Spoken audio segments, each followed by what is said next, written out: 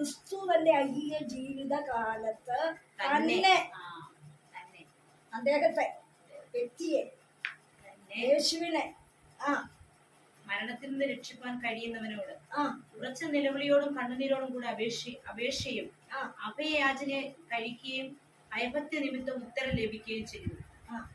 ഉത്തരനെങ്കിലും താൻ അനുഭവിച്ച കഷ്ടങ്ങൾ അത്രയേ ഉള്ളൂ. അവിടെ ഒറ്റ കാര്യം എടുത്തു കാണിക്കാൻ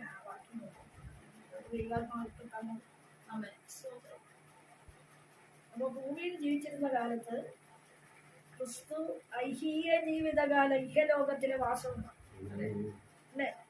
അപ്പൊ അവിടെ എന്തുണ്ടായിരുന്നു ക്രിസ്തുവിന്?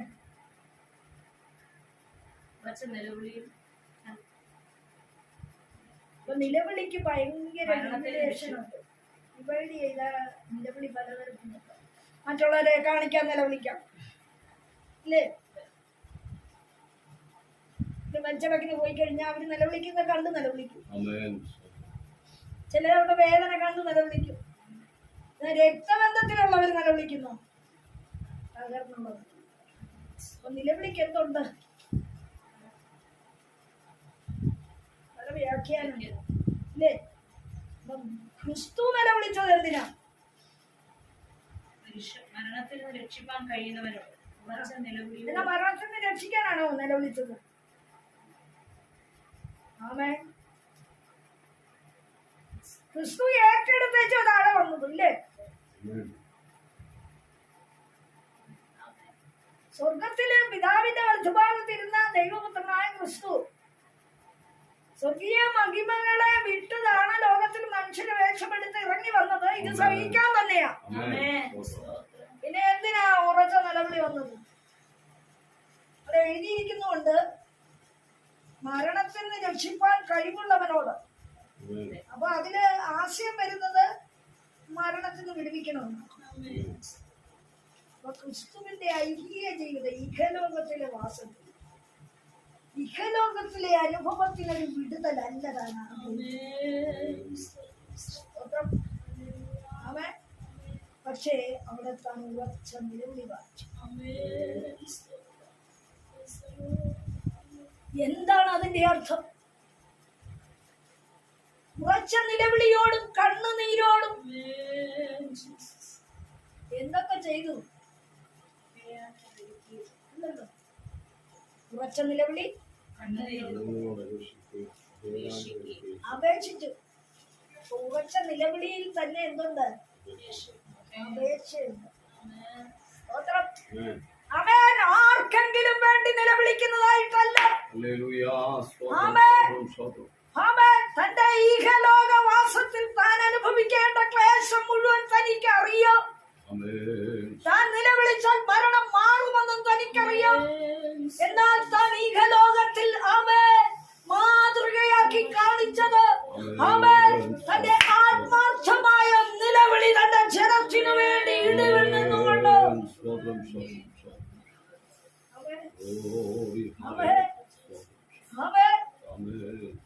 കർത്താവിന് എന്തിനാ അപേക്ഷ? ദൈവപുത്രൻ എന്തിനാ അപേക്ഷിക്കുന്നത്? എന്റെ മാർഗത്തിൽ കൂടെ കടന്നു വരുന്ന ജനത്തിന് ഇതെല്ലാം വഹിക്കേണ്ടി വരുമെന്ന് അവൻ മുന്നേ കൂട്ടി. യുദ്ധം ചെയ്യപ്പെടുകട്ടെ. സ്തോത്രം. നീയും ഞാനും ദൈവപക്ഷത്ത് വരുമ്പോ, ദൈവത്തിന്റെ ഹിതത്തിനൊത്ത് നിന്നെയും എന്നെയും വിളിച്ചു കഴിയുമ്പോ എതിരിടുന്ന ശത്രുത്വം ഉണ്ടാകുമെന്ന് സ്വർഗീയ പിതാവായ ദൈവത്തിന് പൂർണ്ണമായി എന്നെയും നിന്നെയും എന്നിലും നിന്നിലും ഉൾക്കൊള്ളുന്നത് എന്തൊക്കെ ഉൾക്കൊള്ളുമെന്ന് അവൻ അറിയാം. നിന്നിലെയും എന്നിലെയും ഗ്യാപ്പ് നികത്തുവാൻ വിശ്വാസത്തിന്റെ തീർച്ച ഉറപ്പിലാക്കുവാൻ ഉറച്ച നിലവിളിയോടെ തന്റെ ജനത്തിന് വേണ്ടി അവൻ വീണ് കിടക്കുകയാണ്.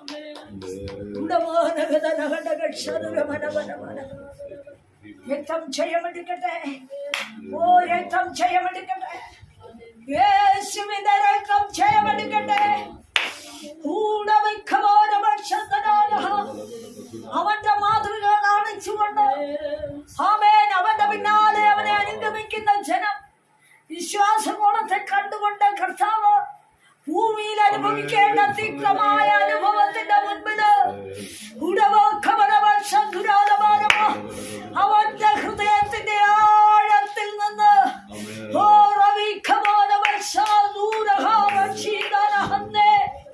ഒരു ഉറപ്പ് വെളിപ്പെടുത്തുകയാ. എന്ത്? അവൻ എന്നിന്റെ പിന്നാലെ കടന്നു വരുന്ന ജനത്തിന് ഉറപ്പില്ല ദൈവമേ. അവർ മാറിപ്പോകുന്ന ജനം, മാറ്റി പറയുന്ന ജനം, അവൻ തൽസമയത്ത് അവർ തെറ്റിപ്പോകുന്ന ജനം, അവർ തൽസ്ഥാനത്ത് ഉറപ്പോടെ നിൽക്കാത്ത ജനം, എന്റെ വചനത്തെ കാക്കാത്ത ജനം, എന്നോട് അടുക്കുവാൻ അവർ പരിധി വയ്ക്കുന്ന ജനം, അവർ അകലം വിട്ട് സഞ്ചരിക്കുന്ന ജനം, ലോകത്തിലെ ആവശ്യത്തിന് മാത്രം കരയുന്ന ജനം. എന്നാൽ കർത്താവേ, അവരെ ഒന്ന് ഉറപ്പിക്കണമേ. അവൻ ഉറച്ച നിലവിളി കാഴ്ചവെക്കുക.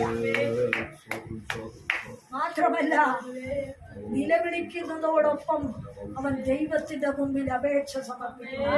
അവന് വേണ്ടിയാണ്, അല്ല, അവന് വേണ്ടിയല്ല അപേക്ഷ വെച്ചത്, പിന്നാലെ കടന്നു വരുന്ന ജനകോടികൾക്ക് വേണ്ടി. അവൻ പിന്നാലെ കടന്നു വരുന്ന ജനതയ്ക്ക് വേണ്ടി. പലരും എന്റെ നാമത്തെ അറിയും, എന്റെ നാമത്തെ പലരും വിളിക്കും, എന്റെ നാമത്തിൽ അപേക്ഷ സമർപ്പിക്കും, എന്റെ നാമത്തോട് പലരും അടുക്കും, പലരും കർത്താവേ എന്നെ അനുഗമിക്കുമെന്ന്. ഞാൻ കഴിക്കുന്ന അനുഭവത്തിൽ അവരെ എത്തത്തില്ല കർത്താവേ. അവസാനത്തോളം എന്നെ മുറുകെ പിടിക്കുവാൻ ഒരു ഉറപ്പ് അവർക്ക് വെളിപ്പെടുത്തണമേ. ഉറപ്പ്,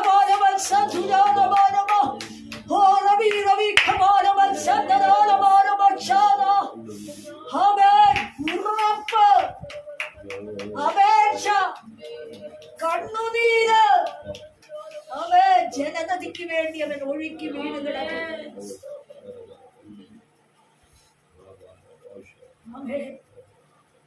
ആ വാക്ക് തന്നെ എടുത്താൽ ഒത്തിരി നേരം അവിടെ നിൽക്കേണ്ടി. ഉറച്ച നിലവിളിയോടെ, കണ്ണുനീരോ, അപേക്ഷയോടെ, അഭയയാചന. കർത്താവിന് അഭയയാചന വിളിക്കും. അവനെല്ലാം സമ്മതിച്ചില്ല, വഴി വന്ന് ഏൽപ്പിച്ചു കൊടുത്തതല്ലേ. എന്തിനാ അവനത് സമ്മതിക്കുന്നേ? അഭയയാചന കഴിക്കുന്ന എന്തിനാ? അവൻ ജനതയ്ക്ക് വേണ്ടി, ബലഹീനരായ ജനത്തിന് വേണ്ടി, ബലഹീനത അനുഭവിക്കുന്ന എനിക്ക് നിനക്കും വേണ്ടി.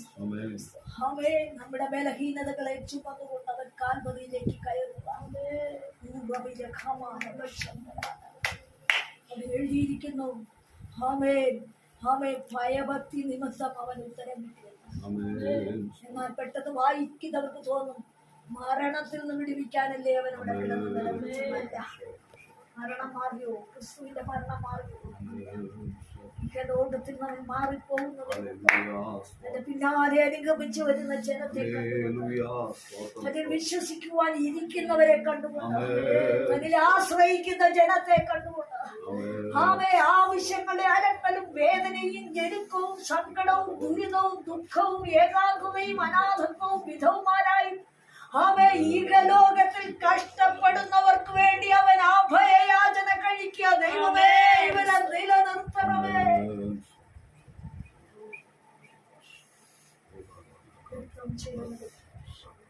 യുദ്ധം ചെയ്യപ്പെടുന്നത്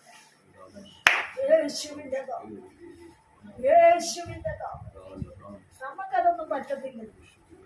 നമ്മൾ നമ്മുടെ കാര്യത്തിന് വേണ്ടിയേ നിലവിളിക്കുന്നത്. നമ്മുടെ കാര്യങ്ങളൊന്നും നടക്കാൻ വേണ്ടിയേ നമ്മൾ നിലവിളിക്കുന്നത്. കടന്നു വരുന്ന ജനതയോട് എനിക്കിന്നവർ ചോദിക്കാറുണ്ട്, പ്രാർത്ഥിച്ചാലെന്താ? സ്വതന്ത്രം അവരുടെ കാര്യം മാത്രം. നമ്മുടെ ബുദ്ധിമുട്ടോ നമ്മുടെ വഴിയോ നമ്മുടെ സമയമോ ഒന്നും അവർക്ക് പ്രശ്നമില്ല. എന്നാൽ ദൈവം പറയുക, ഉറച്ച നിലവിൽ നിന്നിലുണ്ടോ? നിന്നിൽ കണ്ണുനീരുണ്ടോ? നിങ്ങൾ മറ്റുള്ളവർക്ക് വേണ്ടി അഭയയാചന കഴിക്കുന്ന അനുഭവമുണ്ടോ? ഉത്തരം നിനക്കുണ്ട്.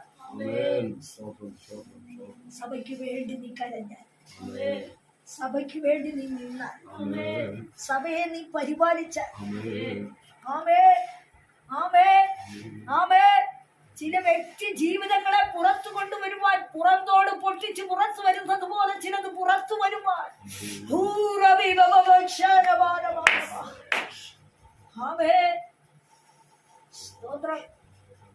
സ്തോത്രം. ചിലതിന് വേണ്ടി അഭയാചന വാസ്തവമാണ്.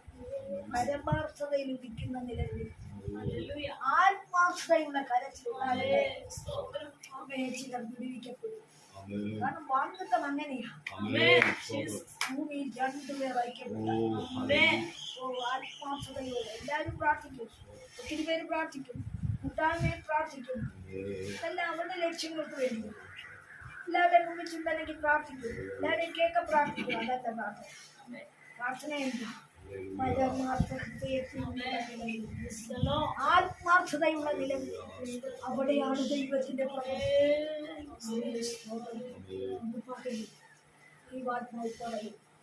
അങ്ങനെ ചിലത് കൂടി വരുമ്പോൾ ഞാനത് മൂടിക്കളയും. പറയുക, നിങ്ങൾ ഒത്തിരി അധ്വാനിക്കും, പക്ഷെ ഞാൻ കൊണ്ടുവരുമ്പോൾ അത് മൂടിക്കളയും. എന്താ കാര്യം? എന്താ പറഞ്ഞിരിക്കുന്നത്?